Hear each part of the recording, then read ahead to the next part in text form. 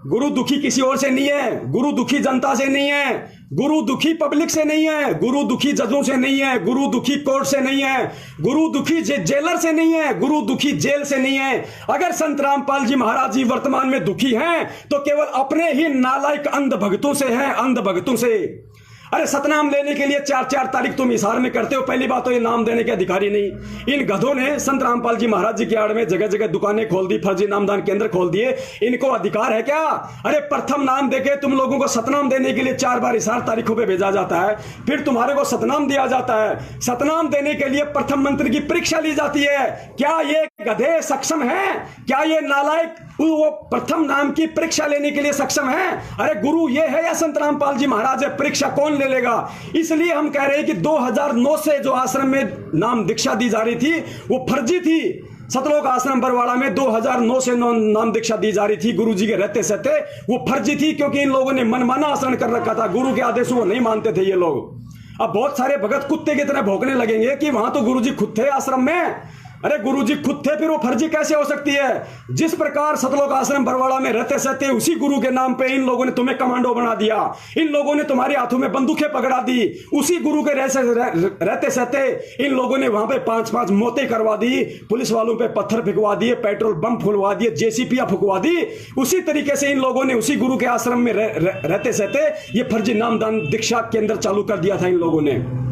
ये गुरु को आदेश नहीं, ये गुरु को इन लोगों ने सलाह दी थी। और गुरु को अच्छे से पता है क्योंकि गुरु का तो काल भगवान के साथ वचन है। फिर भी परमात्मा ने दया करी।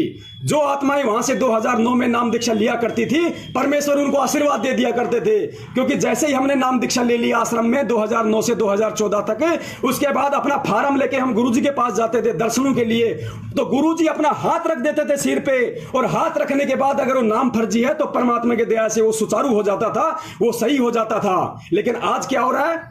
सरासर पाखंड फैलाया जा रहा है। जो संत इस ज्ञान से, इस भक्ति मार्ग से दुनिया से पाखंड दूर करने के लिए आया है, उसके नाम पे आज पाखंड फैलाया जा रहा है। और सबसे बड़े सहयोगी उस पाखंड में तुम बन रहे हो। इसके अलावा ये जितने भी वकील हैं, ये सतलोक आश्रम मैनेजमेंट हरियाणा ने अपने बचाव के लिए जितने भी वकील कर रखे हैं, ये सारे के सारे ढोंगी हैं, पाखंडी हैं, पैसों के लिए लगे हुए हैं। मैं पवन दास जयपुर वाला अपने सतगुरुदेव जी के चरणों के सौगंध खाकर कितनी बार एपी सिंह वकील, जो अपने आप को धुरंधर वकील कहता है, सुप्रीम कोर्ट का वकील कहता है, जिसके आगे अच्छे अच्छे डांस करते हैं, ये दास उसको डांस करवा सकता है।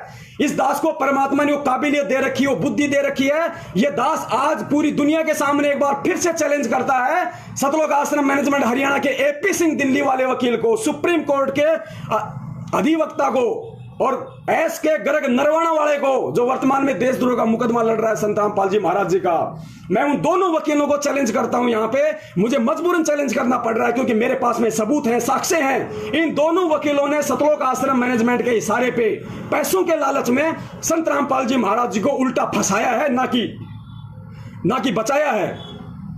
अगर ये वकील पाक साफ हैं, अगर ये वकील संत रामपाल जी महाराज जी को जेल से बाहर देखना चाहते हैं, तो मैं इन वकीलों को चैलेंज करता हूं, आप साधना टीवी चैनल पे या किसी भी ऐसे टीवी चैनल पे जिसको पूरी देश दुनिया देखती हो, उस टीवी चैनल पे आप 1 घंटे का, 2 घंटे का, 5 घंटे का आप एक लाइव प्रोग्राम रखो। ये दास वहां आएगा, ये पवन दास जयपुर वाला लाइव बात करेगा, लाइव डिबेट करेगा।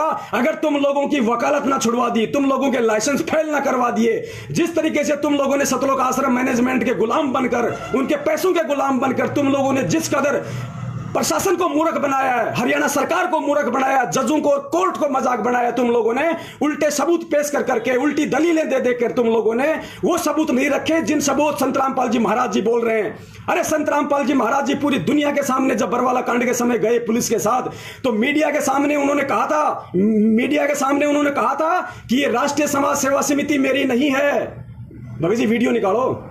ये राष्ट्रीय समाज सेवा समिति मेरी नहीं है, ये जितने भी लोग कमांडो बने हुए ये मेरे नहीं हैं, और मुझे आश्रम के अंदर बंधक बना के रखा हुआ था। देखिए, सुनिए आप।